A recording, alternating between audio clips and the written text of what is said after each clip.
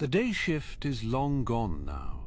Only the hum of ventilation and the occasional creak of settling metal keep watch alongside those who remain. Tonight, we keep company with those who tend to Coruscant high-rise maintenance, settle into the stillness, let the present fall away. This is canon and calm. Now, let us begin. The shift begins, as it always does, with the low rhythmic thrum of the heavy-duty repulsor lift descending into the belly of the high-rise. It is a slow, steady vibration that travels from the soles of my boots up through my knees and settles in the small of my back, a familiar weight that signals the start of the long, dark hours. Level 5122 is where the air starts to change, becoming thick with the scent of ozone and the ancient metallic tang of the lower districts.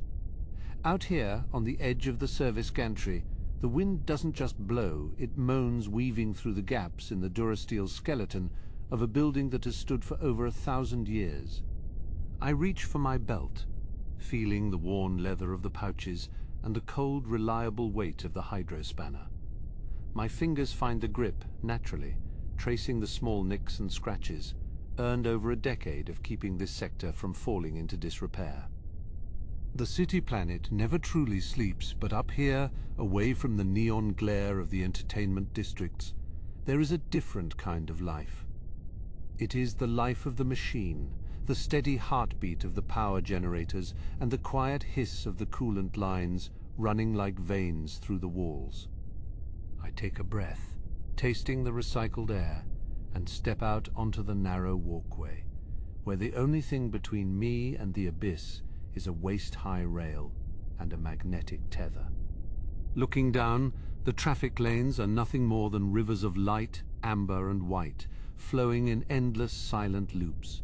They are so far below that the sound of the engines is lost, replaced by the local hum of the exterior sensor pods and the distant muffled clanging of a repair droid working 3 levels above. I begin with the primary sensor array, a bulky, rounded housing that is currently caked in a fine layer of grey soot. The dust of 10 billion lives rising from the depths and settling on everything it touches. I take a soft bristle brush and begin to sweep it away, watching the particles drift off into the dark, caught in the updrafts of the heat vents. There is a meditative quality to the work, a rhythm that requires focus, but allows the mind to wander into the quiet corners of the galaxy. I think about the people inside these walls, sleeping in their climate-controlled suites, oblivious to the fact that only a few inches of reinforced plating and the steady hand of a night shift worker keep the vacuum of the high-altitude winds at bay. The sensor lens is clouded, so I apply a drop of solvent, watching it bead and swirl before wiping it clean with a microfiber cloth. The glass is clear now, reflecting the distant shimmering spires of the Senate district, which glow with a pale artificial light, even in the dead of the night cycle. I move along the gantry, my boots making a dull, hollow sound against the metal grating, a sound that seems to echo for miles in the open air. The wind picks up, tugging at the hem of my heavy work jacket, but the magnetic clamps in my soles keep me grounded, a reassuring tug with every step.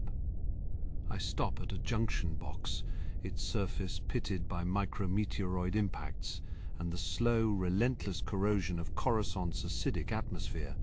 It takes a moment to loosen the primary bolts, the metal protesting with a sharp, high-pitched creak that cuts through the ambient drone of the city. Inside, the wiring is a chaotic nest of copper and fiber optics, glowing with a faint internal warmth that feels good against my chilled fingers.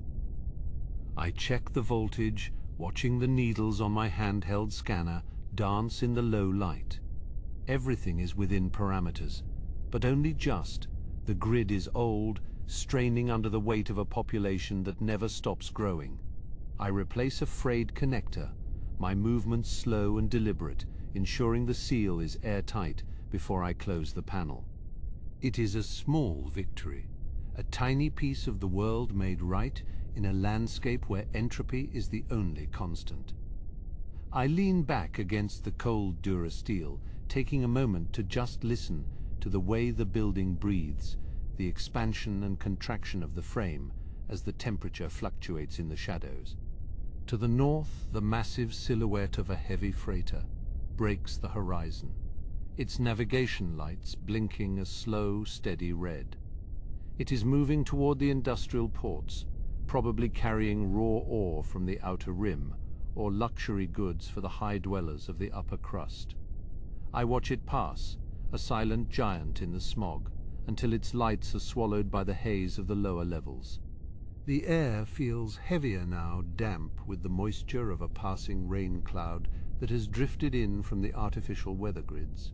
Small droplets begin to form on the railing, shimmering like tiny diamonds before they are swept away by the wind. I reach for my thermos, the metal warm against my palms, and take a slow sip of the bitter black cafe. It is a harsh taste, but it grounds me, cutting through the lethargy that always tries to settle in around the 4th hour of the shift. The steam rises in a thin, swirling column, vanishing almost instantly into the vastness of the exterior. I look at my datapad, scrolling through the list of remaining tasks. More sensors, a vibrating ventilation fan, and a reported leak in a secondary hydraulic line on level 5108.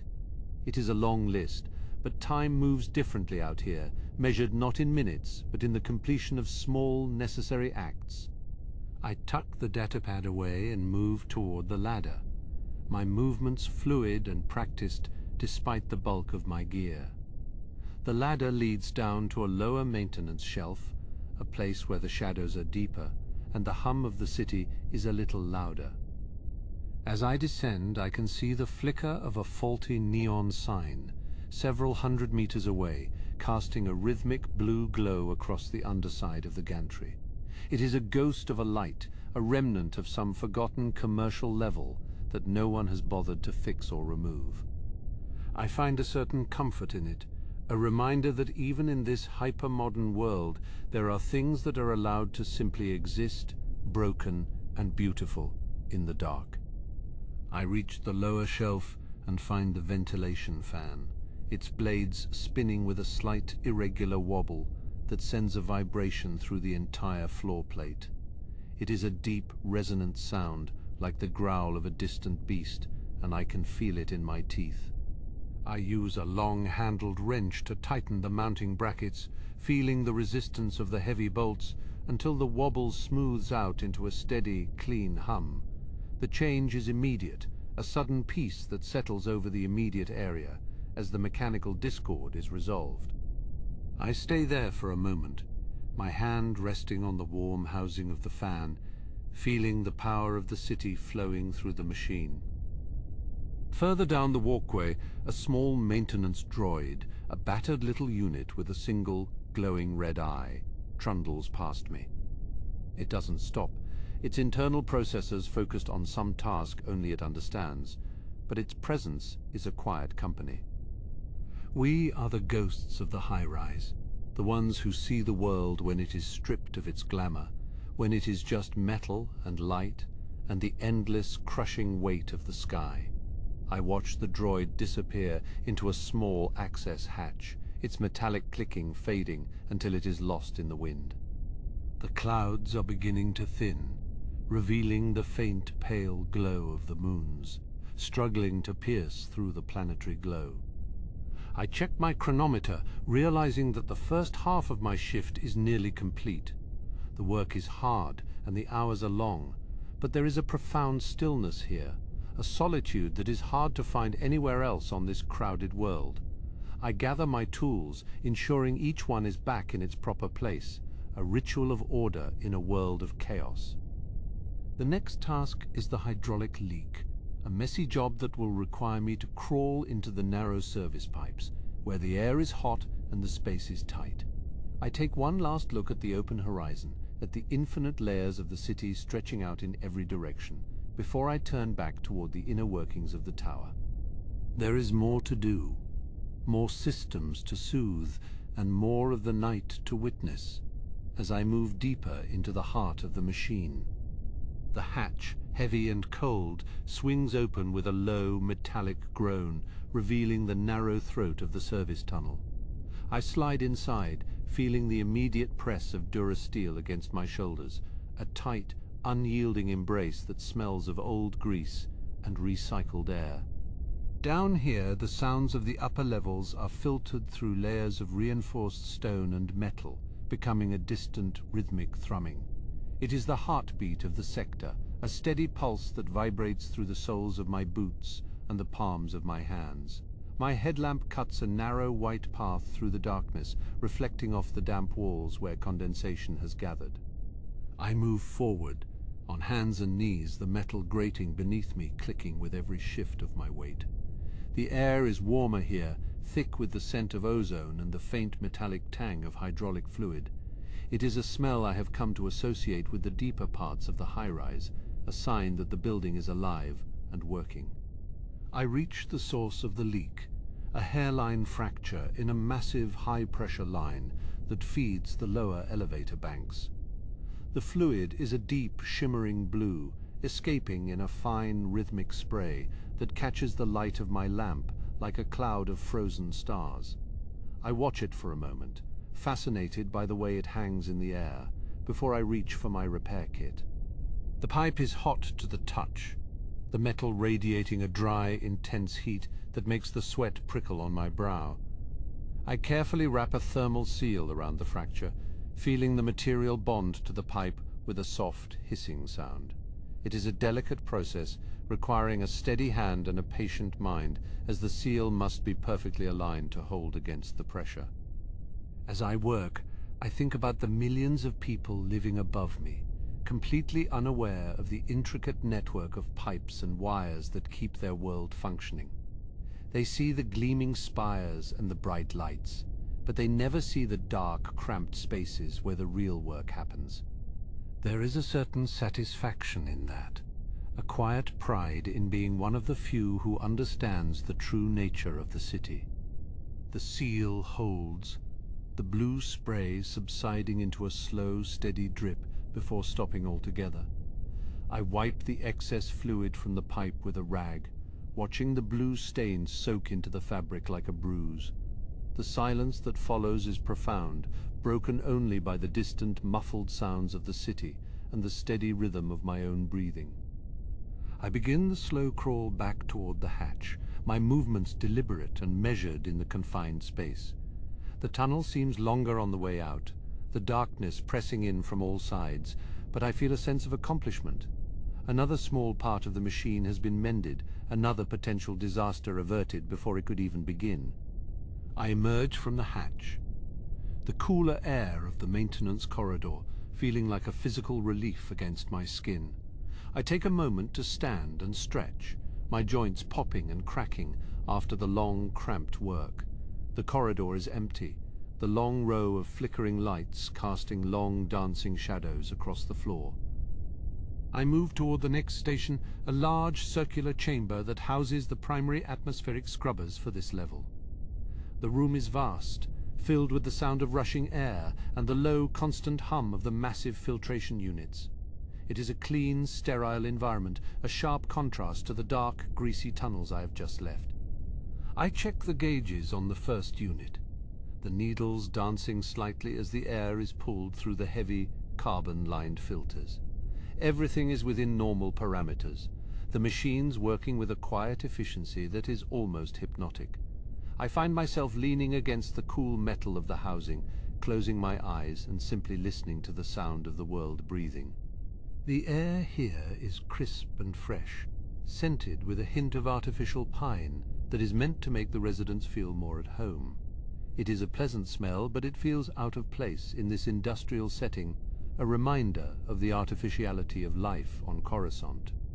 We create our own environments, our own weather, and even our own smells, all in an attempt to forget that we are living on a giant metal ball.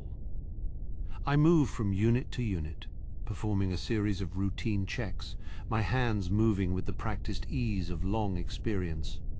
There is a comfort in the repetition, a sense of order and purpose that keeps the mind from wandering too far into the darkness. Each machine has its own personality, its own quirks and sounds that I have come to know over the years.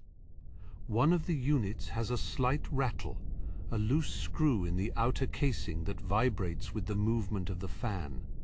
I tighten it with a small screwdriver, the sound disappearing instantly, replaced by the smooth, steady hum of the machine. It is a small thing, but it matters, a tiny correction in the grand symphony of the city.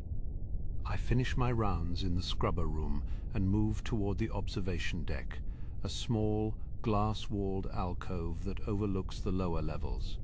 The view is breathtaking. A sea of lights stretching out as far as the eye can see, a tapestry of gold and blue and white.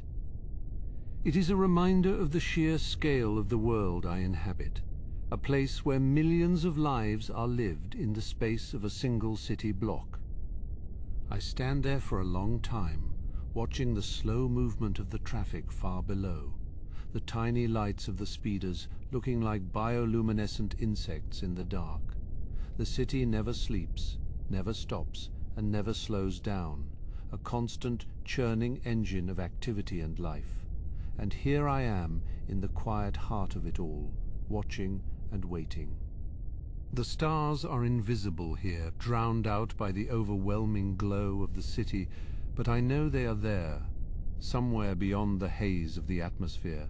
I sometimes wonder what it would be like to see a real sky, a sky that isn't filled with the light of 1,000,000,000,000 lamps. But then I look back at the city and I realize that this is my sky, this endless glowing horizon. I turn away from the window and head back toward the main lift, my footsteps echoing in the empty corridor.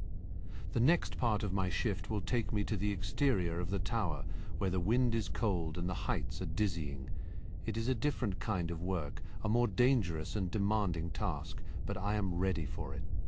The lift arrives with a soft chime, the doors sliding open to reveal a small, brightly lit interior.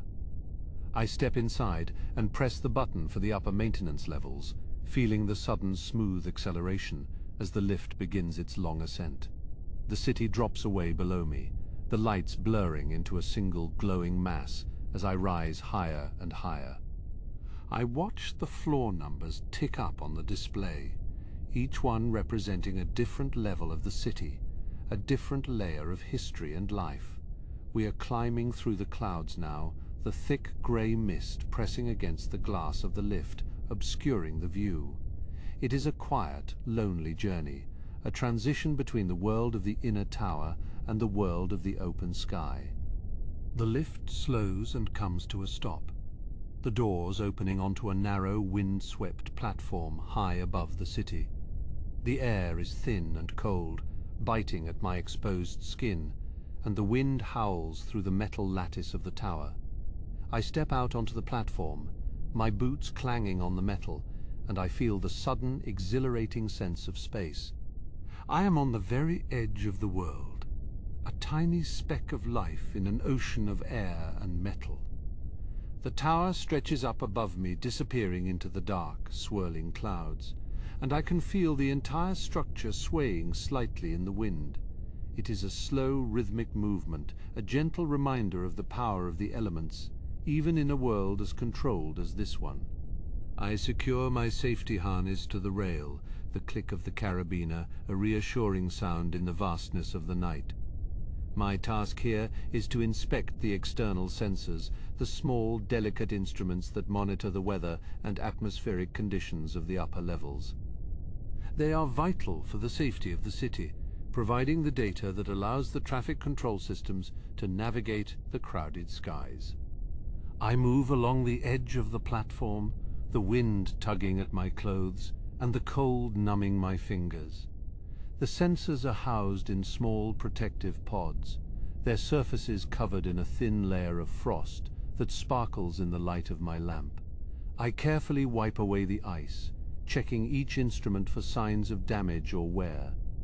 The work is slow and methodical, each movement calculated to avoid a slip or a fall. There is no room for error here, no second chances if something goes wrong. But I find a certain peace in the danger, a clarity of mind that only comes when you are truly on the edge. I finish the inspection and take a final look at the view. The clouds parting for a brief moment to reveal the lights of the city far below. It is a beautiful, terrifying sight, a reminder of the fragility of our existence in the face of such overwhelming scale. I take a deep breath of the cold, thin air, feeling it fill my lungs and clear my head. I turn back toward the lift. My shift nearly over and my tasks complete. I have seen the inner workings of the tower, the dark, cramped tunnels, and the vast, humming machine rooms. And I have seen the outer edges, the cold, wind-swept platforms, and the endless, glowing horizon. It has been a long night, but a good one, a night of quiet work and deep reflection. As I descend back into the heart of the tower, I feel a sense of peace, a quiet satisfaction in a job well done.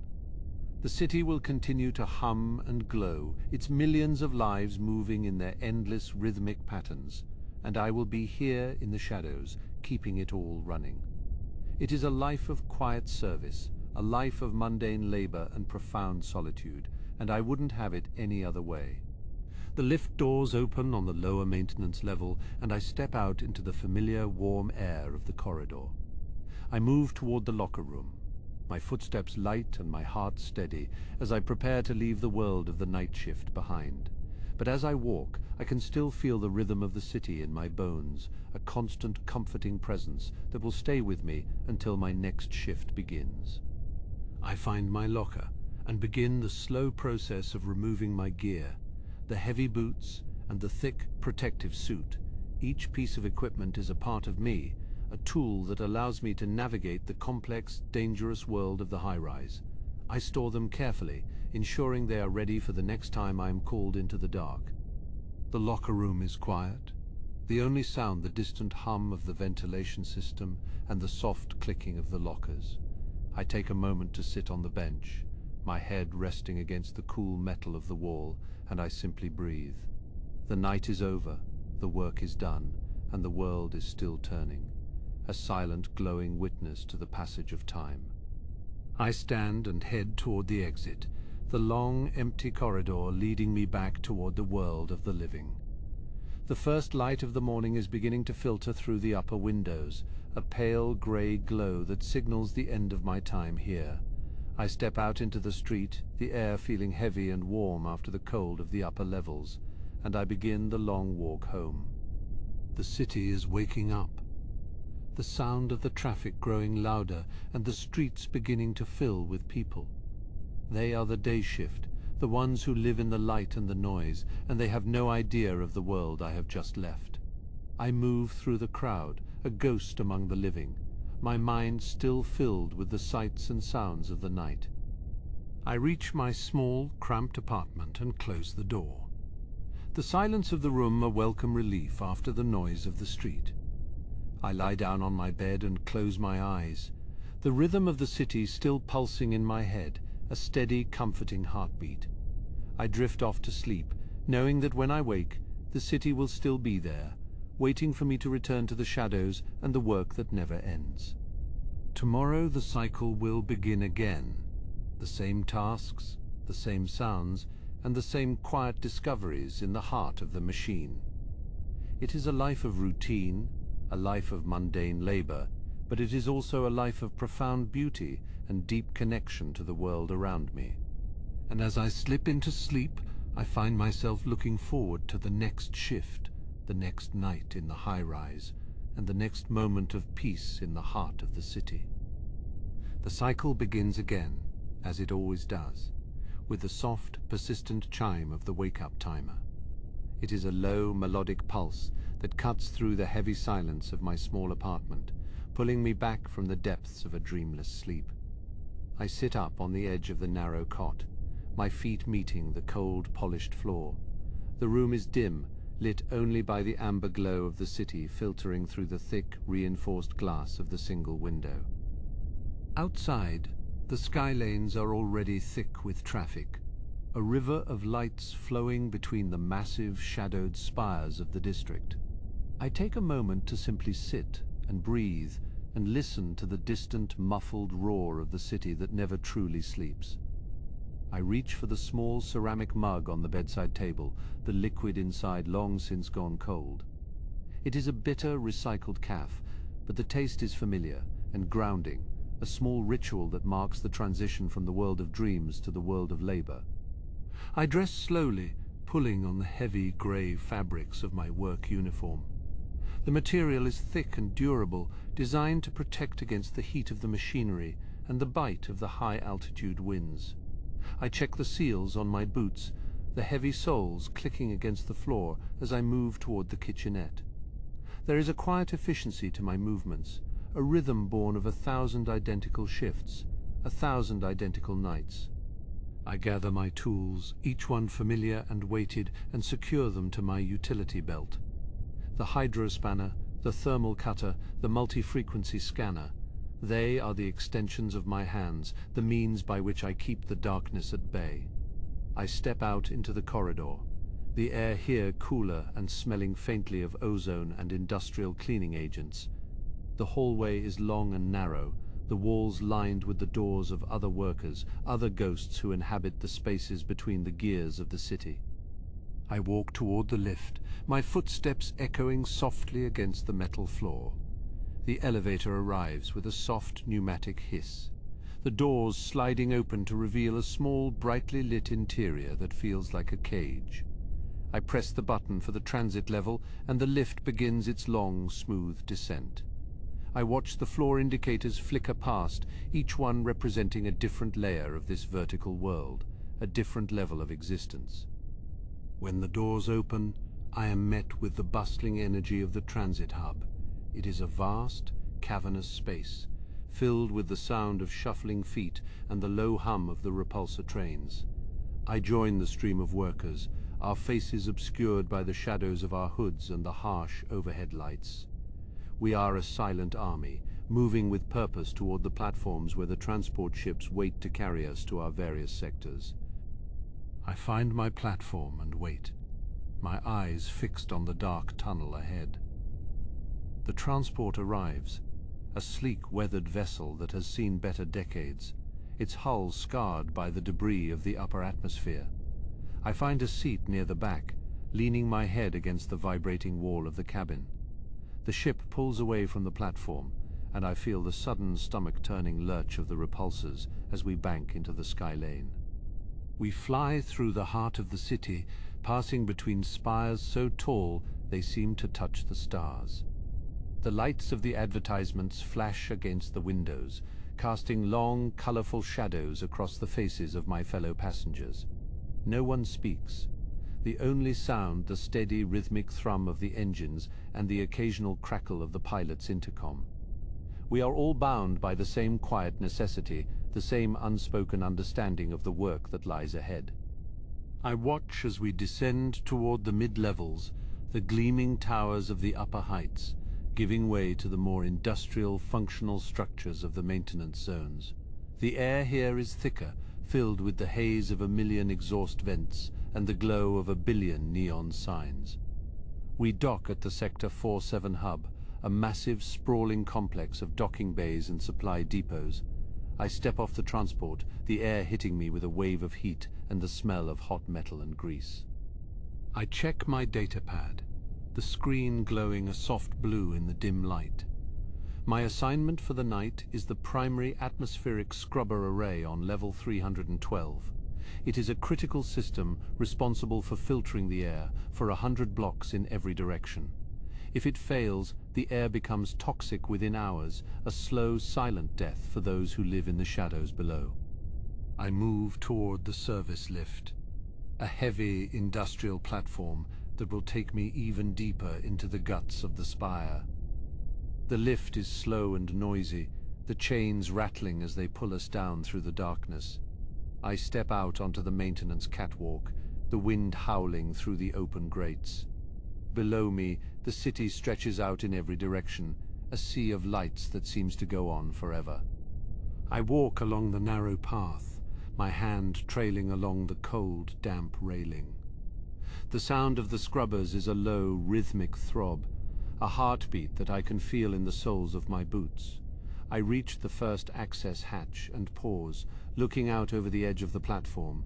The sky is a deep, bruised purple, the stars hidden behind the thick layer of smog and clouds that blankets the planet. I open the hatch, the heavy metal door swinging wide to reveal the massive spinning blades of the intake fan. The air is sucked in with a roar, a powerful invisible force that pulls at my clothes and hair. I secure my safety tether to the anchor point, the metal clip snapping shut with a satisfying click. I step inside the housing, the light from my headlamp cutting through the swirling dust and debris. I move toward the primary filtration array, the heart of this level, where the real work of the night awaits. The air inside the housing is thick with the scent of ozone and burnt carbon. It clings to the back of my throat, a dry metallic taste that never quite leaves you. I move carefully, my boots finding purchase on the slick, honeycombed floor of the intake chamber. The vibration here is more intense, a deep, resonant growl that makes the marrow of my bones ache. It is the sound of the city breathing a mechanical lung that never stops, never sleeps. I reach the first bank of electrostatic plates, their surfaces coated in a layer of fine grey soot.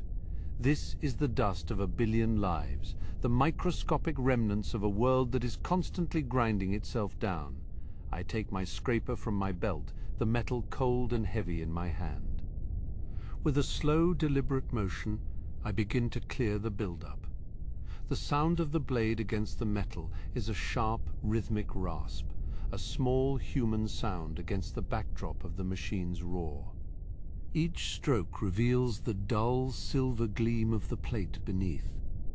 It is a slow process, one that requires patience and a steady hand. If I press too hard, I risk damaging the delicate surface. If I'm too light, the carbon remains, a stubborn reminder of the city's endless industry. I focus on the rhythm of the work, the way the light from my headlamp dances across the soot. It is a quiet, meditative task, a moment of focus in the middle of the chaos. I think about the people living in the levels above, unaware of the work being done beneath their feet. They breathe the clean air, never knowing the effort it takes to keep it that way. It is a thankless job, but there is a certain satisfaction in it. A sense of purpose that comes from knowing that, for tonight at least, I am the one keeping the city alive. I move to the second plate, my movements fluid and practiced. I have done this 1,000 times before, and yet there is always something new to see. Sometimes I find small, unidentifiable objects caught in the filters, a scrap of fabric, a piece of plastic, a tiny broken droid component. They are the flotsam and jetsam of the city, the things that fall through the cracks and are forgotten. I wonder about the stories behind them, the people who lost them, and the lives they lead. But there is no time for such thoughts now. The work must be finished before the morning shift arrives. I continue to scrape, the pile of soot at my feet growing larger with every passing minute. The air is slightly clearer now, the smell of ozone less pungent. It is a small victory, but a victory nonetheless. As I finish the first bank, I take a moment to rest. I lean against the cold metal wall, my chest rising and falling in a slow, steady rhythm. The vibration of the scrubber is like a heartbeat, a constant, reassuring presence. I look up at the massive spinning blades of the intake fan, their movement a blurred circle of grey and black. They are beautiful in their own way, a testament to the ingenuity of those who built them. These machines have been running for decades, some of them even longer. They are the silent sentinels of Coruscant, the unsung heroes of the high-rise. I reach for my water canteen, the liquid cool and refreshing against my parched throat. I take a small sip, savoring the taste, before tucking it back into my belt. The next bank of plates is waiting, and I cannot afford to linger. I move to the secondary filtration array, a series of heavy ceramic blocks designed to catch the smallest particles. These are more difficult to clean, requiring a specialized chemical wash to dissolve the accumulated grime. I take the spray nozzle from its holster, the hose trailing behind me like a long, thin snake. I begin to apply the solution, the liquid hissing as it hits the hot ceramic. A thick white foam begins to form, bubbling and popping as it works its way into the pores of the material. The smell is sharp and medicinal, a stark contrast to the heavy industrial scent of the intake chamber. I watch as the foam turns from white to a dark, muddy brown, carrying away the filth of the city. It is a satisfying sight, a visual representation of the work being done. I wait for the chemical to do its work. The silence of the chamber broken only by the sound of the bubbling foam. I look out through the narrow slats of the intake vent, the lights of the city flickering in the distance. From here, the world looks small and fragile, a delicate web of light and shadow. It is hard to believe that so much life, so much activity, is happening just a few hundred meters away. I feel like a ghost, a silent observer watching from the shadows. It is a lonely feeling, but also a peaceful one. Here, in the heart of the machine, I am free from the noise and the crowds. I am just a part of the system, a small cog in a vast, interconnected whole. It is a simple life, but it is mine. Once the foam has settled, I take a high-pressure hose and begin to rinse the plates.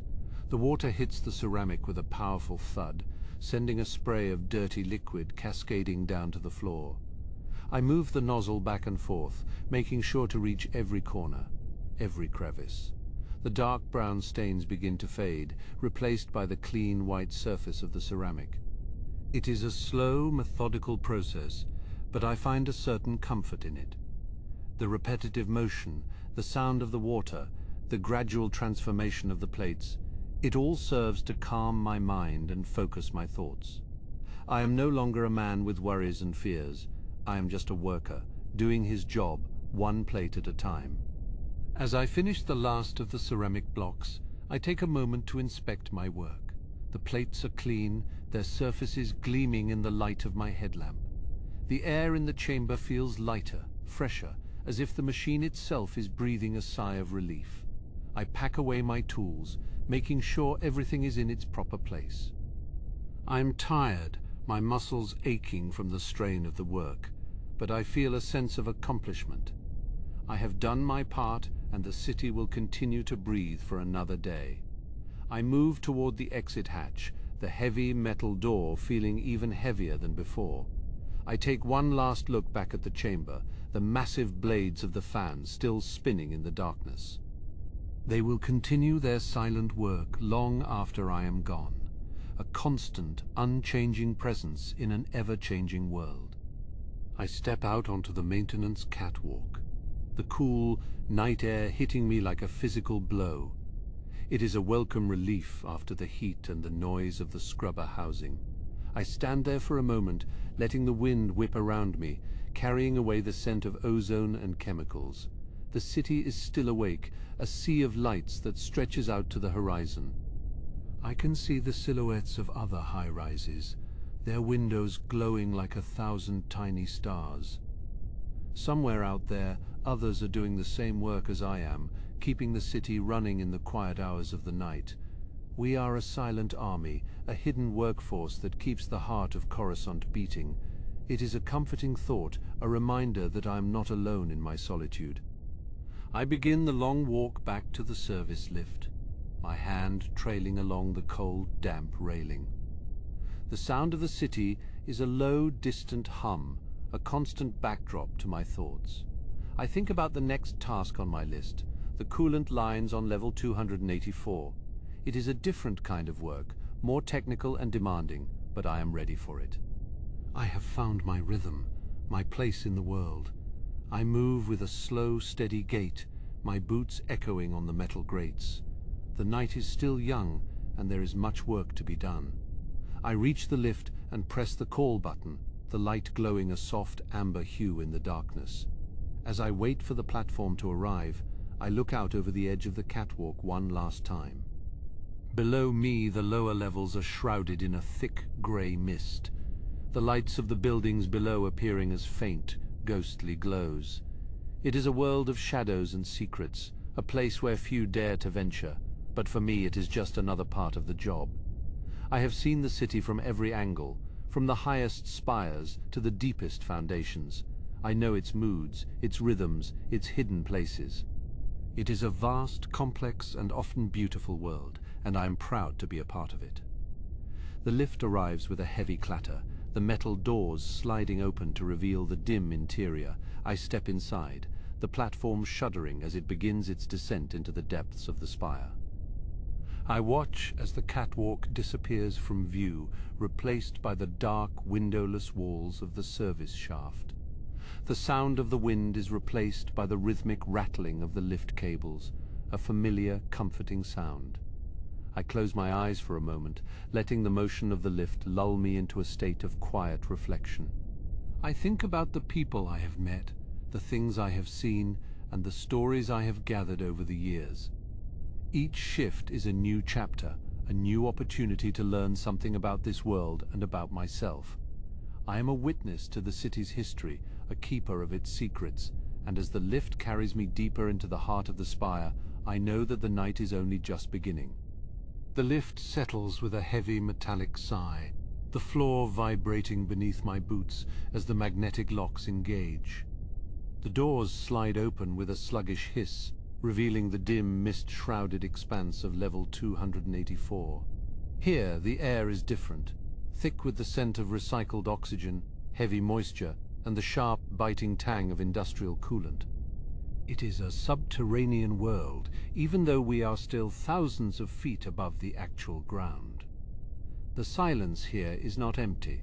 It is a dense, pressurized thing, filled with the rhythmic thrumming of the massive thermal exchanges that keep the spire from overheating. I step out into the corridor, my footsteps sounding muffled on the damp permacrete. The walls are lined with thick, blackened conduits, some frosted over with a layer of delicate white rime.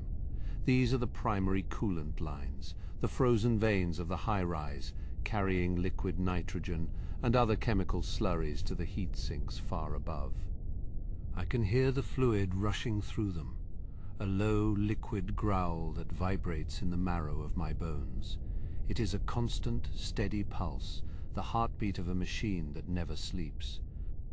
I pull my handheld sensor from my belt, the small screen casting a soft amber glow against my gloved palms. The numbers on the display flicker, indicating a minor pressure drop in Sector 4B.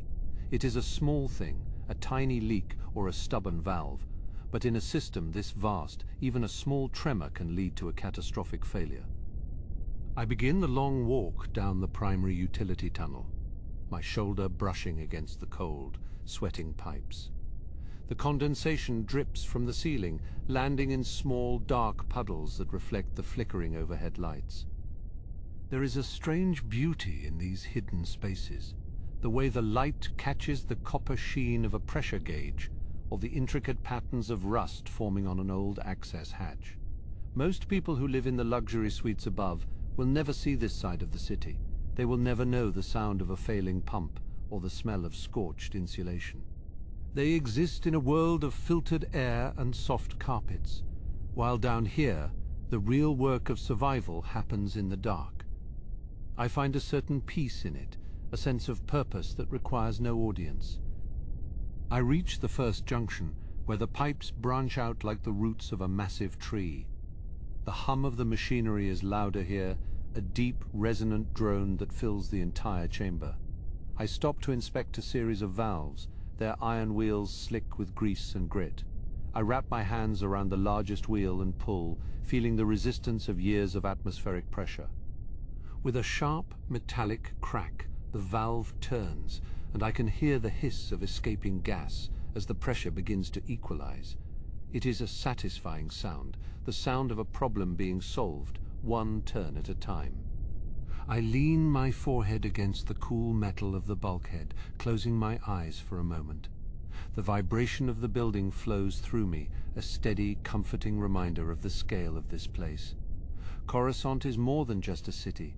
It is a living, breathing organism, and I am just one of the many cells working to keep it alive. I think about the millions of souls sleeping above me, tucked away in their apartments, unaware of the miles of machinery that sustain them. Their dreams are supported by these very pipes, by this very air. Moving further into the sector, I encounter a small maintenance droid, its single red eye blinking in the shadows. It is an old model, its chassis dented and scarred from years of service in the narrow crawl spaces. It chirps a soft electronic greeting as I pass, its little tread wheels clicking against the floor. I pat its metallic head, a brief moment of companionship in the lonely dark. We are both just doing our jobs, keeping the entropy at bay for one more night. It moves off into a side vent, its small light fading into the distance. I find the source of the pressure drop near the primary heat exchanger, a hairline fracture in a secondary bypass line. A thin plume of blue-tinted vapor is escaping, freezing the surrounding wall into a jagged sculpture of ice. I set my toolkit down, the clatter of metal on stone echoing through the tunnel. I work slowly, methodically, applying a thermal patch to the breach. The heat from the sealing tool feels good against my chilled fingers, a brief bloom of warmth in the sub-zero air of the utility bay. As the patch cures, I sit back on my heels and look up at the ceiling. High above, through a narrow maintenance shaft, I can see a tiny sliver of the city's artificial sky. It is a pale, sickly violet, crisscrossed by the distant silhouettes of air taxis and cargo haulers. It seems so far away, a different world entirely.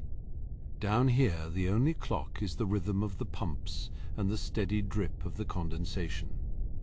Time feels stretched, elongated, as if the very weight of the building is slowing it down. I check the sensor again, and the pressure readings have stabilized. The liquid growl of the pipes has returned to its normal, healthy frequency. I gather my tools, my movements slow and deliberate. There is no need for haste. The night is long, and the city is patient. I walk back toward the main junction, my boots splashing through the shallow puddles. The air feels a little lighter now, the tension in the machinery having eased. It is a small victory, but a victory nonetheless. I pass a row of old storage crates, their surfaces covered in a thick layer of grey dust. I wonder what is inside them. Spare parts, old logbooks, perhaps the forgotten belongings of a worker who stood here 50 years ago. The history of Coruscant is built in layers, each generation adding their own wires and pipes to the tangle. We are all just adding our own small marks to the map, ensuring that the next person who walks these tunnels has a path to follow. I reach a small observation port that looks out into one of the massive ventilation shafts. The shaft is a mile wide, a vertical canyon that plunges into the lightless depths of the lower levels. Huge fans, the size of starships, spin slowly at the bottom, pulling the stale air down to be scrubbed and recycled. The wind howling up the shaft sounds like a distant choir, a haunting melodic moan that rises and falls with the atmospheric pressure. I stand there for a long time, watching the distant lights of the service platforms drift through the haze. It is easy to feel small in a place like this, but there is also a strange kind of power in it. Without us, the lights would flicker and die. The air would grow thin and sour. The city would freeze in the cold of space or bake in the heat of its own heart. We are the guardians of the mundane, the keepers of the quiet routine. It is a heavy responsibility, but it is one I carry with a quiet pride. I turn away from the port and head back toward the lift, the amber light of the corridor guiding my way. My shift is far from over, but the rhythm of the work has taken hold of me. I no longer feel the fatigue in my legs or the chill in the air. I am simply a part of the machine, moving through the dark with a steady, unwavering purpose. The lift is waiting for me, its doors open like an inviting mouth. I step inside and press the button for level 112, where the water filtration systems are housed. The ascent begins, and I feel the familiar tug of gravity as the platform rises toward the next task. The doors of the lift slide open with a heavy, metallic groan, revealing the humid expanse of level 112. The air here is thick, clinging to my skin with the scent of wet rust and ancient chemical treatments. Massive pipes, the width of starship engines, run along the ceiling, vibrating with the force of 1,000 gallons of water surging through the dark. I step out onto the metal grating, my boots making a dull, hollow sound that echoes through the vast chamber. This is the heart of the filtration district, where the grey, spent water of the upper tiers is scrubbed clean and sent back into the cycle. It is a constant, never-ending process, a cycle of renewal that has kept this city alive for thousands of years. The humidity here is nearly 100%, and small droplets of condensation form on the lenses of my goggles. I wipe them away with a gloved thumb, looking out over the primary settling tanks. They are enormous circular pits of dark liquid stretching away into the gloom, their surfaces barely rippling under the dim amber safety lights. I walk toward the first monitoring station, a weathered console bolted to the railing. The screen is cracked, its green phosphor display flickering with a rhythmic, hypnotic pulse. I check the acidity levels and the mineral content of the incoming flow. Everything is within the expected parameters, though the sediment levels are slightly higher than usual tonight. Perhaps there was a minor collapse in one of the older drainage tunnels several miles above us. It happens from time to time as the weight of the city shifts and settles on its foundations. Coruscant is never truly still.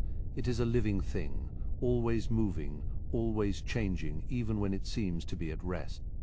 I move along the walkway toward the secondary mesh filters, which require a manual inspection every 6 hours.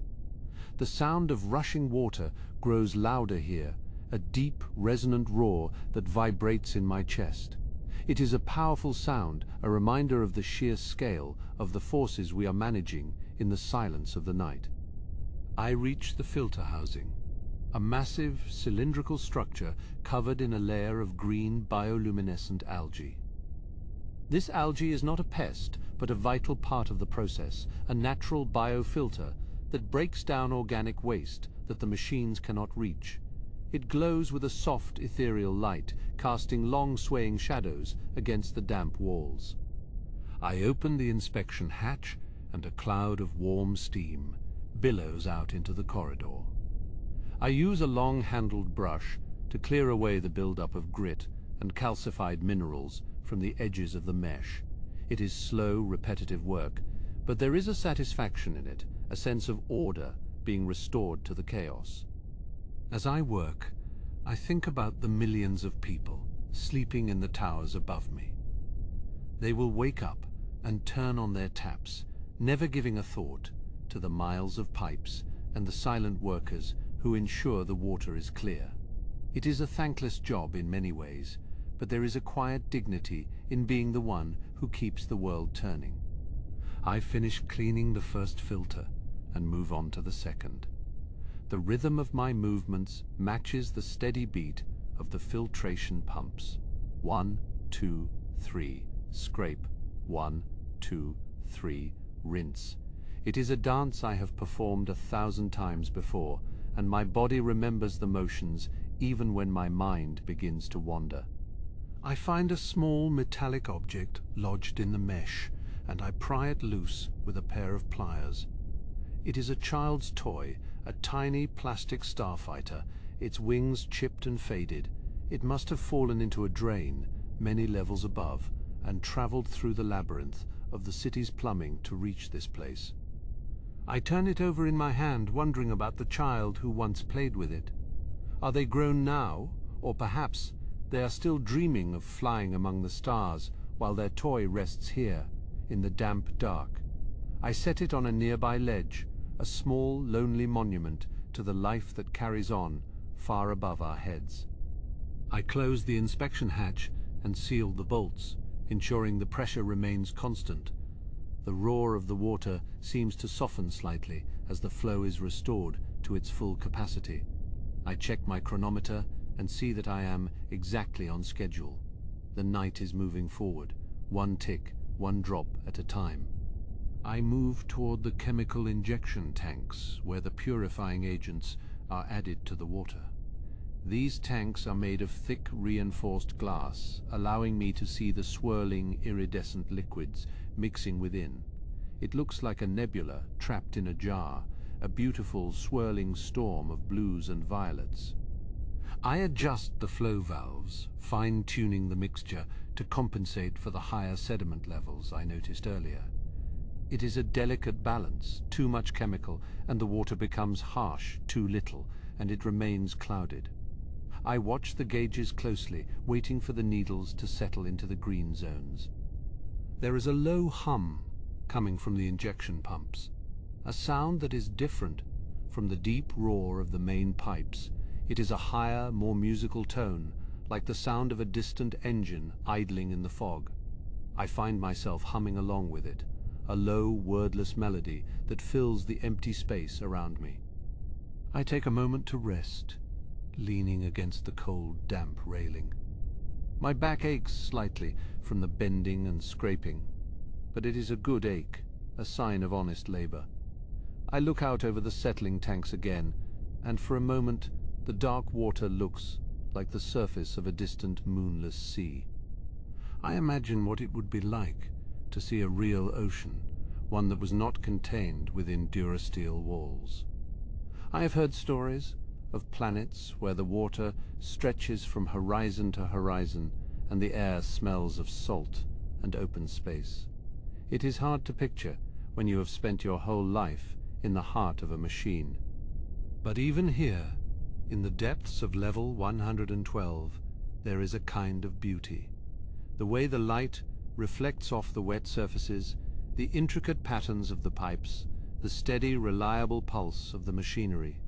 It is a functional beauty, a testament to the ingenuity of those who built this place and those who keep it running. I push myself away from the railing and continue my patrol. The next station is the aeration chamber, where the water is sprayed into the air to increase its oxygen content. This room is the loudest of all, a chaotic symphony of splashing and hissing that echoes off the high, vaulted ceiling. I walk through the mist, my clothes becoming damp and heavy. The air here is fresh, almost sweet compared to the metallic tang of the rest of the level. I check the spray nozzles, ensuring that none of them are clogged or misaligned. The water sparkles in the light of the overhead lamps like 1,000 tiny diamonds. I find one nozzle that is spraying at an odd angle, and I use a wrench to tighten the fitting. The spray straightens out, joining the others in a perfect uniform curtain. It is a small thing, but it matters. Every drop of water must be treated with care, for it is the lifeblood of the entire planet. I exit the aeration chamber and step back into the main corridor. The silence here feels even deeper now after the noise of the sprayers.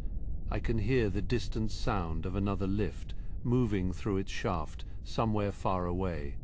I am not the only one awake in the dark, but I am the only one in this particular corner of the world.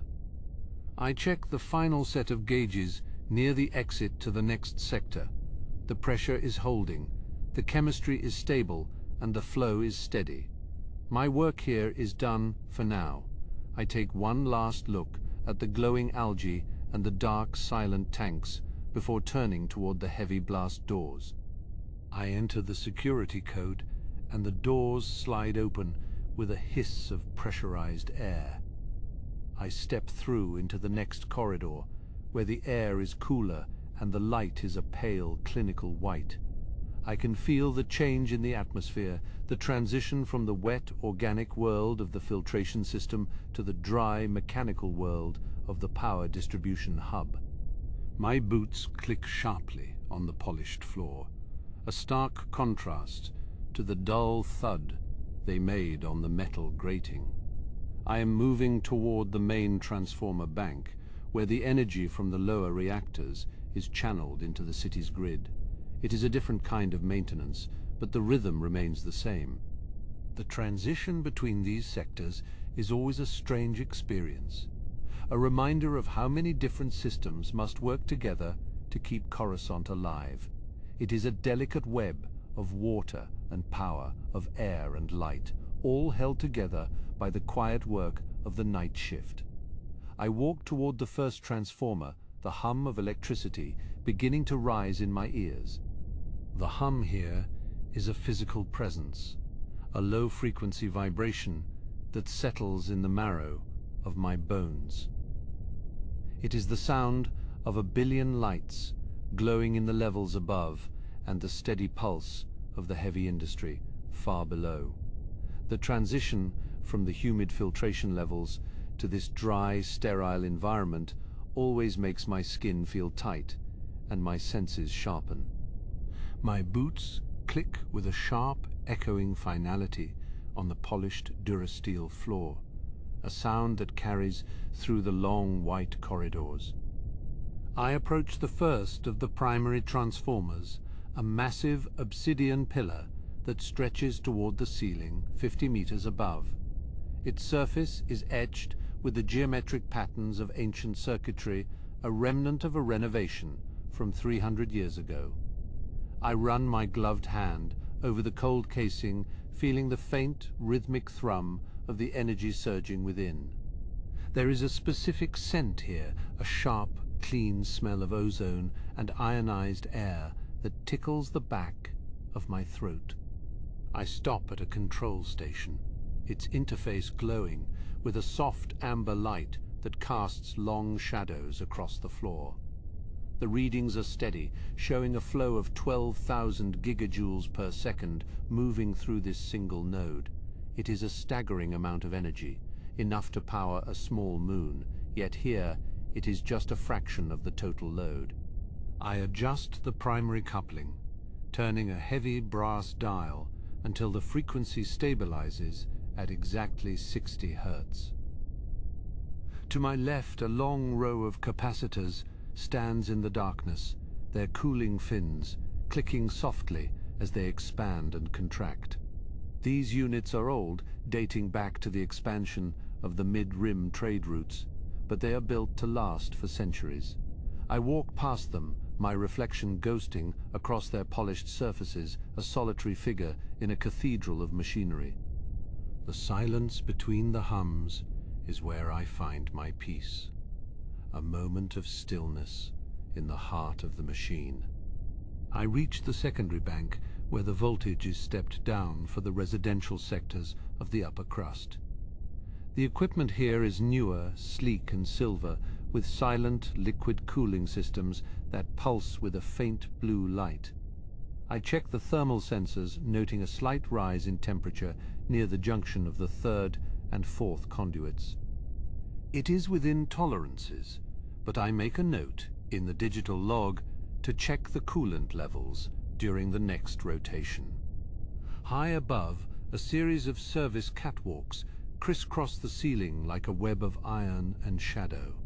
I can see the faint glimmer of a maintenance droid moving slowly along a rail, its single red eye scanning the connections for any sign of wear.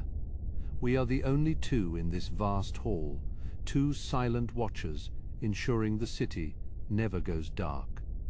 The scale of it all is difficult to grasp, even after 20 years on the night shift. I find a small access hatch and use my multi-tool to release the magnetic locks with a satisfying clunk.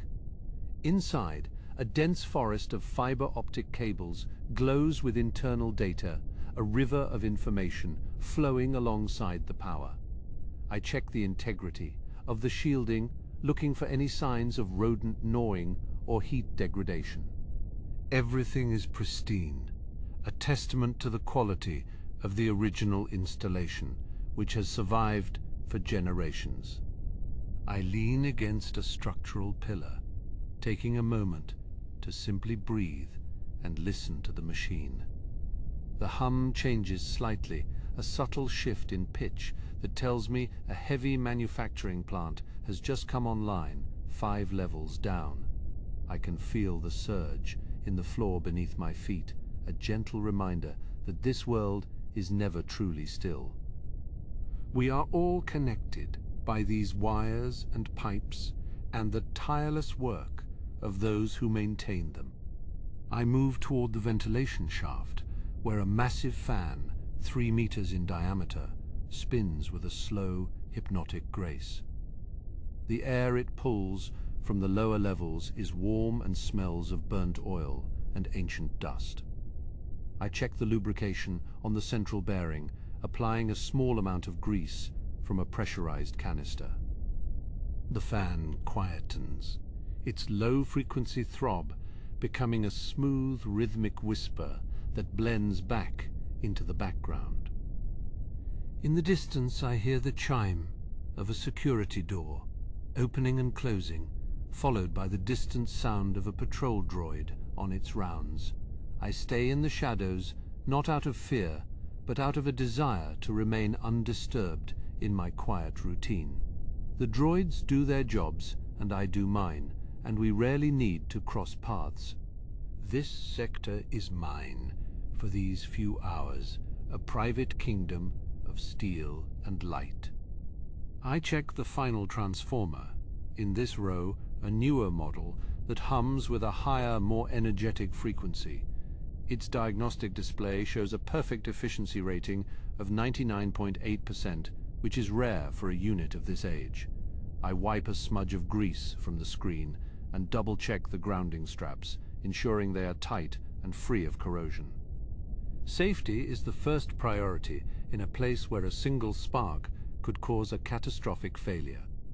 I walk back toward the main aisle, my footsteps echoing in the vastness of the hub. The white light is beginning to feel heavy on my eyes, and I look forward to the softer tones of the next sector. I pass a small shrine tucked into a corner where a previous worker has left a small metal offering to the spirit of the machine. It is a common superstition among the older crew, a way of acknowledging the power we serve. I reach the end of the hall where the massive power cables dive back into the floor, disappearing into the darkness of the lower levels. I take one last look at the glowing indicators and the silent obsidian pillars before moving toward the exit.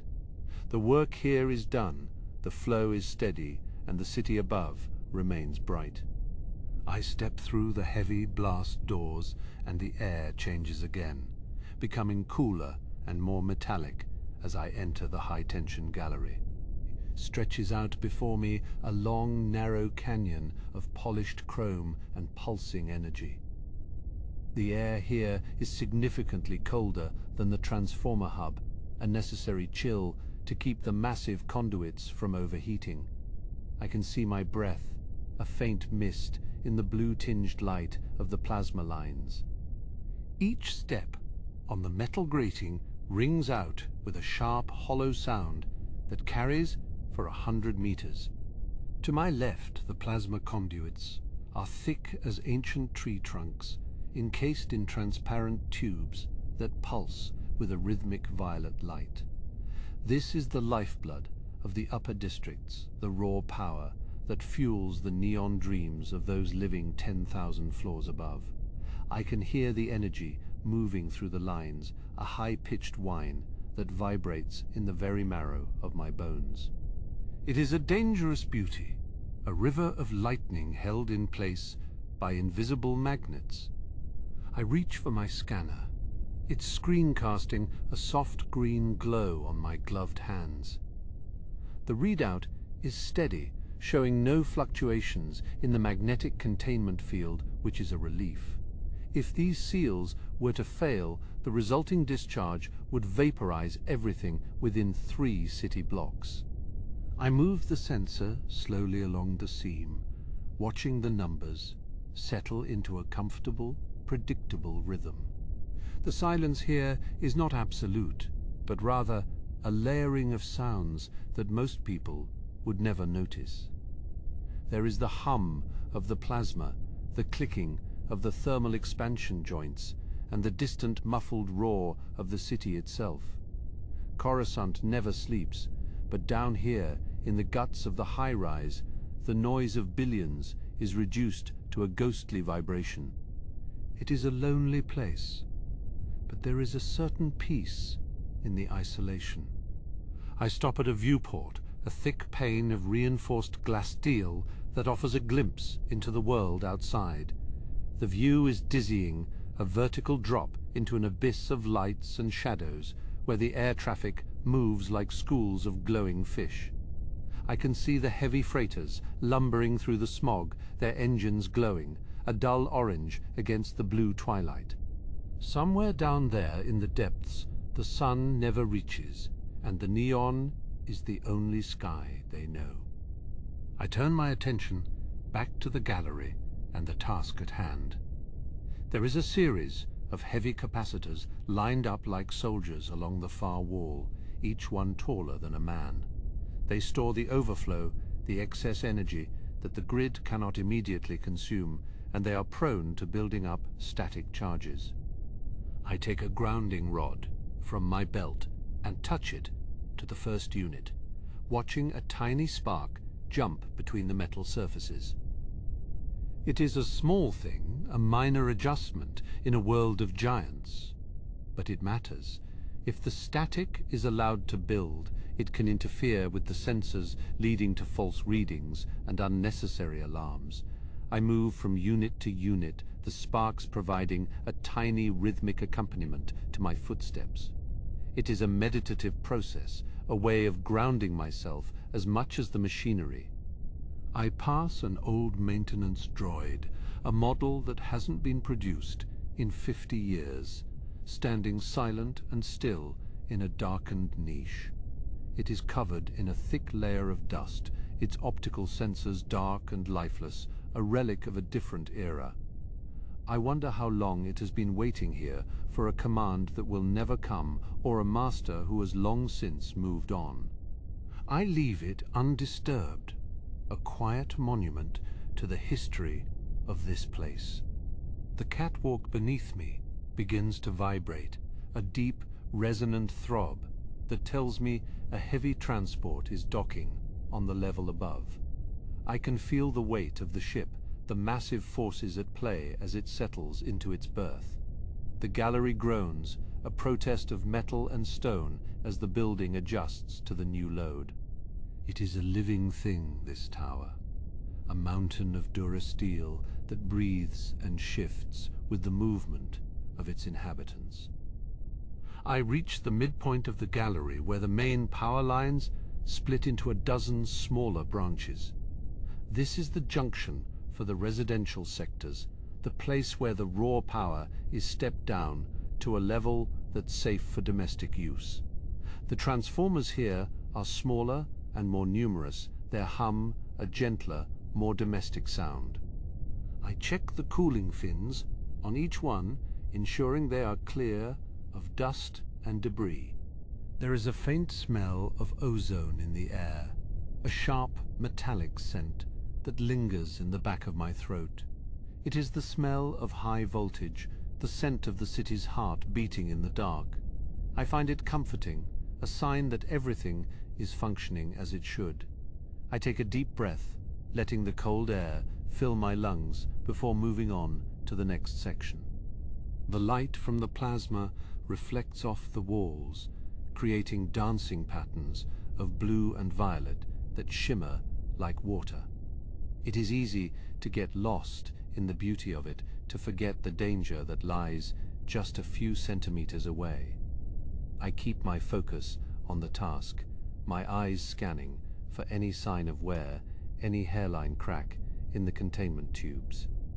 Constant vigilance is the price of safety in a place like this. I find a small leak in a coolant line, a tiny bead of fluorescent green liquid clinging to a valve.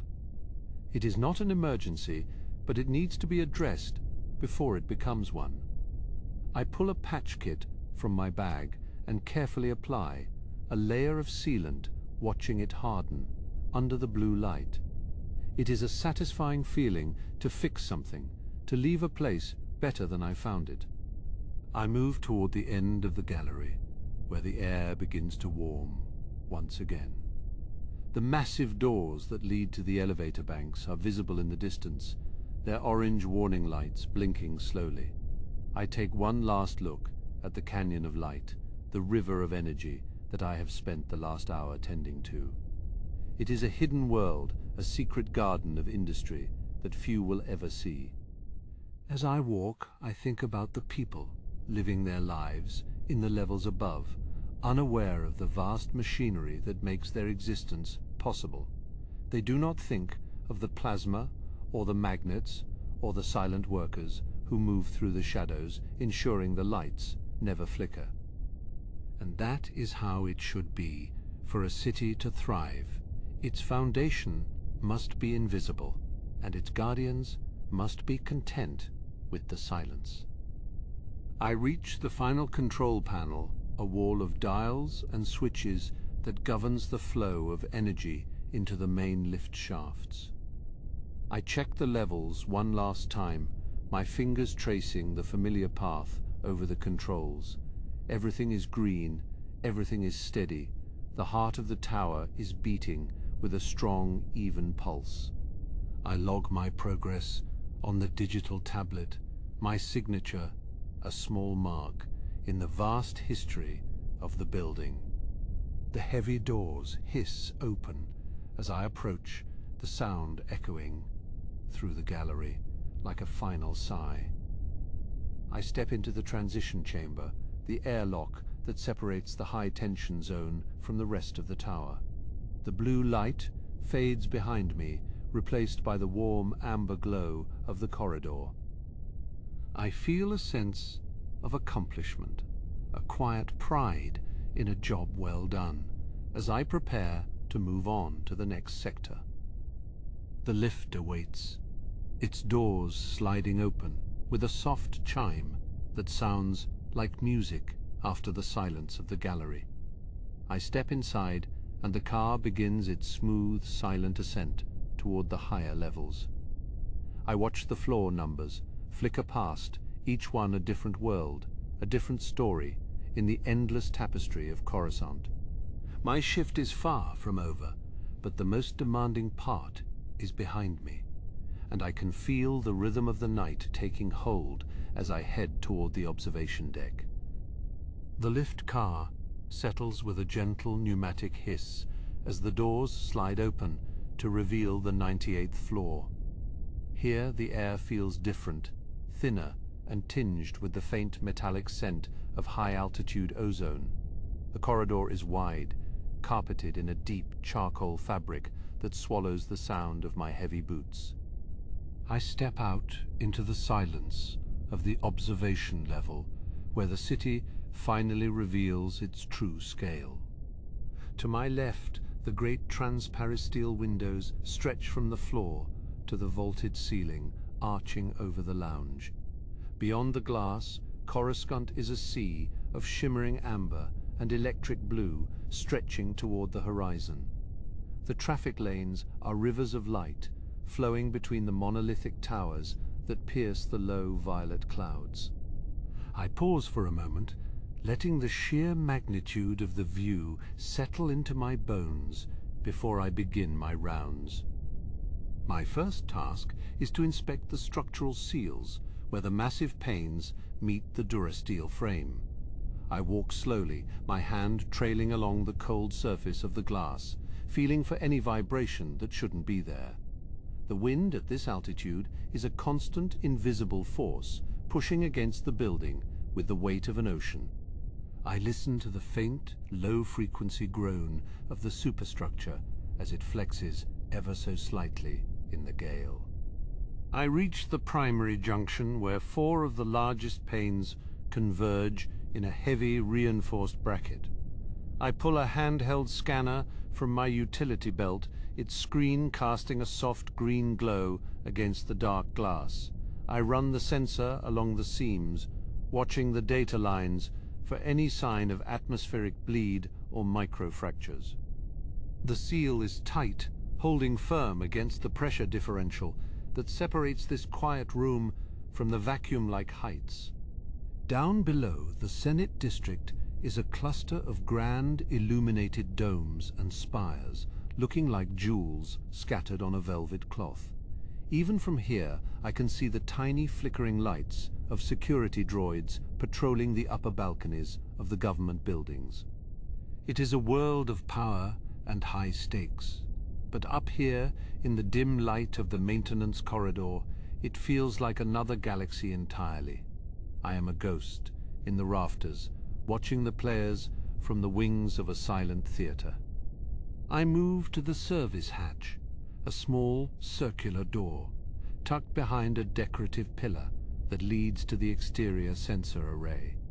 I enter my access code, the keypad beeping with a soft, muffled tone as the locking bolts disengage.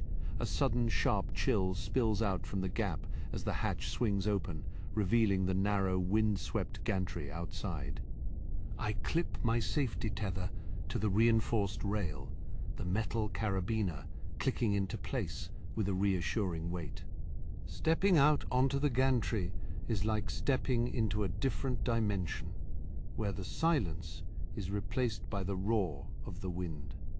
The air is cold, biting at my exposed skin and carrying the smell of burnt fuel and distant rain. I am standing on a thin strip of perforated metal, thousands of meters above the nearest solid ground. Far below, the city lights blur into a single glowing haze, obscured by the swirling, high-altitude mists. I navigate the gantry with practiced ease, my boots gripping the textured surface as I head toward the sensor housing. This unit, responsible for tracking local weather patterns and air traffic density, is prone to ice buildup in these upper layers. I see the frost, thick and jagged, clinging to the delicate silver needles of the anemometer. I reach for my thermal pick, the tool warming up in my hand with a low, steady thrum. I begin to chip away at the ice, the frozen shards falling into the abyss and vanishing before they can hit anything. It is a slow, methodical process requiring a delicate touch to avoid damaging the sensitive instruments. The wind howls through the struts of the tower, a mournful, lonely sound that echoes the vastness of the space around me. I find a rhythm in the work, my movements synchronized with the swaying of the building. Once the sensors are clear, I apply a thin layer of de-icing fluid, the liquid shimmering like liquid mercury under my flashlight. It will keep the instruments functioning for another few days until the next storm front rolls in from the western wastes. I take a moment to look up, away from the city and toward the stars, which are brighter here than anywhere else on the planet. They are cold and distant, but they offer a sense of perspective that the crowded levels below can never provide. I climb back through the hatch, the warmth of the interior greeting me like a heavy blanket. I seal the door and lean against it for a second, waiting for my heart rate to settle and the ringing in my ears to fade. The transition from the chaos of the heights to the stillness of the lounge is always jarring, a reminder of how fragile our environment truly is. I unclip my tether and stow it, the metal cooling quickly in the climate-controlled air. I continue my walk around the perimeter, checking the emergency lighting and the fire suppression nozzles hidden in the ceiling.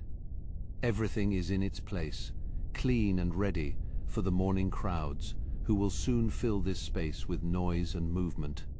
They will stand where I am standing and marvel at the view, never knowing of the ice or the wind or the worker who stood in the dark. I find a certain peace in that anonymity, a quiet satisfaction in being the silent caretaker of their wonder.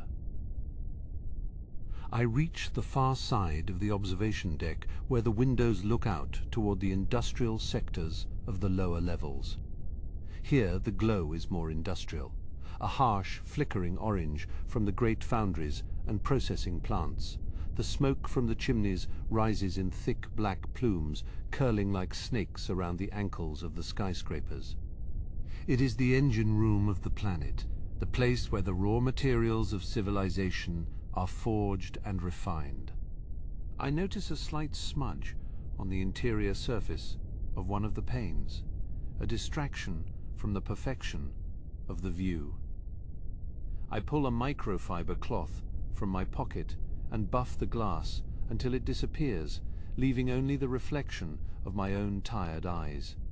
I see the lines on my face, the silver in my hair, and I realize how many years I have spent in these high places.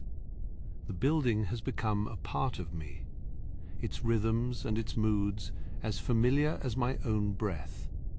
I move toward the maintenance closet to restock my supplies, the door sliding open with a familiar rhythmic click.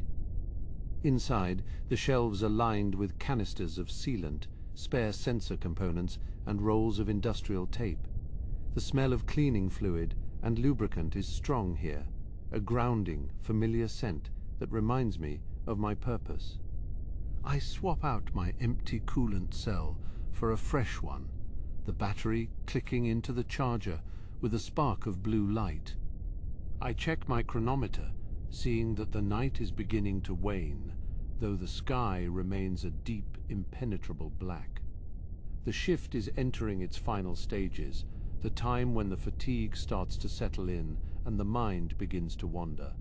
I shake off the lethargy, focus my thoughts, and prepare for the final ascent to the very top of the spire. There is one last task to perform, one final check before I can call my work finished. I exit the closet and head toward the service lift, a smaller, more utilitarian car that services the communication arrays. The walls are bare durasteel, scarred and dented from years of moving heavy equipment up and down the tower. I press the button for the summit and feel the sudden stomach-dropping surge as the lift accelerates upward. The floor numbers on the display blur into a single glowing line as I climb toward the highest point of the high-rise. The lift groans beneath my feet as it carries me higher still into the thin, cold air of the upper atmosphere. The numbers on the small, flickering screen climb past 5,000 and then 5,200. I can feel the pressure changing in my ears, a dull, rhythmic popping that tells me we are nearing the roof of the world. The vibration of the car is a steady, low-frequency hum that vibrates through the soles of my boots. I lean my head against the cold metal wall and close my eyes for just a moment, listening to the wind begin to howl outside the shaft. The service lift finally slows, its ascent tapering off with a gentle hydraulic hiss. The doors, heavy and thick, slide open to reveal the summit of the spire, a place where the air is sharp and tastes of ozone. I step out onto the narrow metal gantry, and the wind immediately catches at my heavy canvas jacket. Far below the city of Coruscant is a carpet of fire, a shimmering, endless sea of golden lights and moving shadows. From here the great traffic lanes look like rivers of lava flowing between the obsidian peaks of the skyscrapers. It is a view that few ever see, and fewer still ever take the time to truly appreciate. I walk along the gantry, my safety tether clicking rhythmically against the handrail as I move. The metal grating beneath my feet is frosted with a thin layer of crystalline ice that crunches with every step. I am here to check the primary communication array, a massive rotating dish that beams data across the star systems. It sits like a silent sentinel, its red warning lights blinking in a slow, steady pulse against the blackness of the sky. I reach the base of the array and open the access panel, the hinges stiff from the biting cold. Inside, the circuitry is a maze of glowing fiber optic threads, pulsing with the lifeblood of 1,000,000,000,000 whispered conversations. I check the thermal regulation units, ensuring the heaters are keeping the delicate components from freezing in the high-altitude chill. Everything is within the acceptable parameters, the green status lights reflecting in the polished chrome surfaces of the housing. I take a moment to tighten a loose coupling nut using my heavy adjustable wrench, the metal clinking softly in the quiet. It is a simple task, but out here in the silence it feels like a sacred ritual. I move to the edge of the platform where the beacon sits atop a slender durasteel pylon. This light is a guide for the high-altitude freighters and the diplomatic shuttles that descend from the stars. I wipe the lens of the beacon with a specialized anti-static cloth, removing the thin film of atmospheric soot that has gathered there. The light becomes sharper, a brilliant, piercing crimson that cuts through the haze of the upper levels. I watch it for a minute or two, mesmerized by the rhythm of its rotation and the way it paints the clouds in shades of blood. Above me the stars are faint, dimmed by the collective glow of the world city below. Only the brightest planets can be seen hanging like jewels in the velvet darkness of the void. I wonder if someone on one of those distant worlds is looking up at this very moment, seeing this building as a tiny flickering speck. We are all so small in the grand tapestry of the galaxy, yet we all have our parts to play. My part is here, in the cold and the dark, keeping the lights burning bright for those who travel the spaceways. I begin my descent back to the lift, my legs feeling the weight of the long hours I have worked.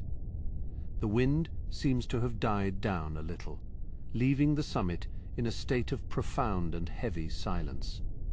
I step back into the lift car and press the button for the maintenance sub-level, the floor, where my shift will finally end. The journey down is faster, the gravity pulling at the car as it plunges back into the depths of the skyscraper. I watch the floor, numbers count down, 4,000, 3,000, 2,000, the air growing warmer with every passing level.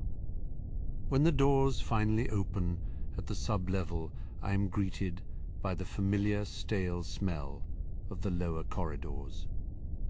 The lighting here is a soft, recessed blue, designed to be easy on the eyes of the night shift crews. I walk toward the equipment locker, my footsteps echoing on the polished stone floor of the hallway.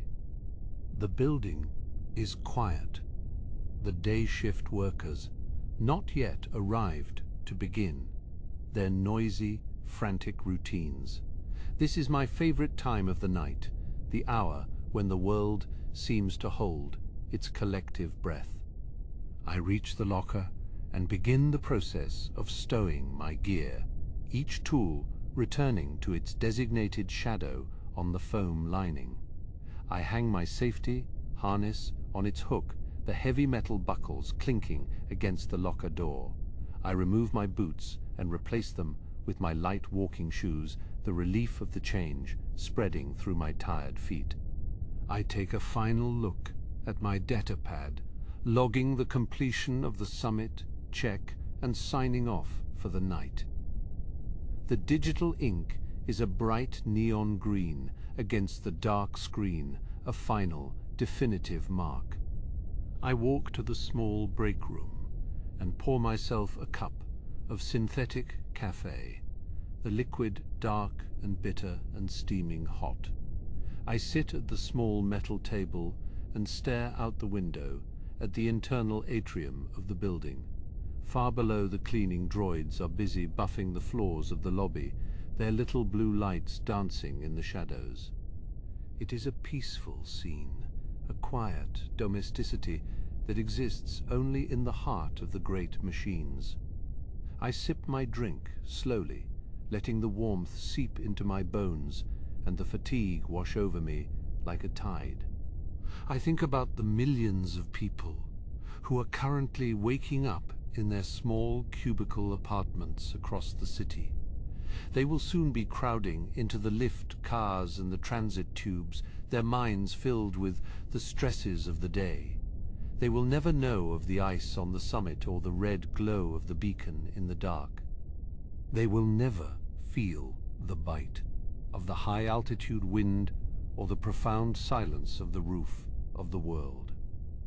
And that is as it should be, for their peace is bought with my quiet labor. I finish my café and rinse the cup in the small stainless steel sink, the water splashing softly against the metal. I walk back to the locker and grab my light jacket, the one I wear when I am just a citizen of Coruscant. I head toward the main exit, the heavy security doors sliding open with a low mechanical thrum. The air in the street is thick and humid, filled with the scents of ozone and street food, and the exhaust of a million speeders. The morning light is starting to filter down from the upper levels, a pale grey glow that barely reaches the ground. I join the flow of the early commuters, my identity disappearing into the vast anonymous crowd of the city. I am just another tired face in the morning haze, another person heading home to sleep while the world wakes up. I feel a sense of deep and quiet satisfaction, a knowledge that the building is safe and the lights are burning bright. I walk toward the nearest transit station, my pace slow and measured as I prepare to leave, the high-rise behind.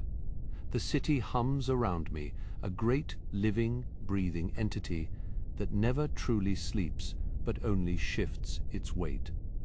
I find a seat on the transit car, leaning my head against the window as the city blurs past in a streak of light. I watch the skyscrapers rise up like giant monoliths, their tops hidden in the morning clouds and the mist. I think of the spire I just left and the silent communication array still rotating in the cold, thin air. It will be there tomorrow and the day after that, and I will be there too to watch over it. The cycle continues, the work never truly ends, and in that consistency I find my peace. My eyes grow heavy, the rhythmic swaying of the car lulling me toward a deep and well-earned slumber. The shift is over, the world is bright, and for a few short hours I can finally rest. Thank you for spending this evening with me.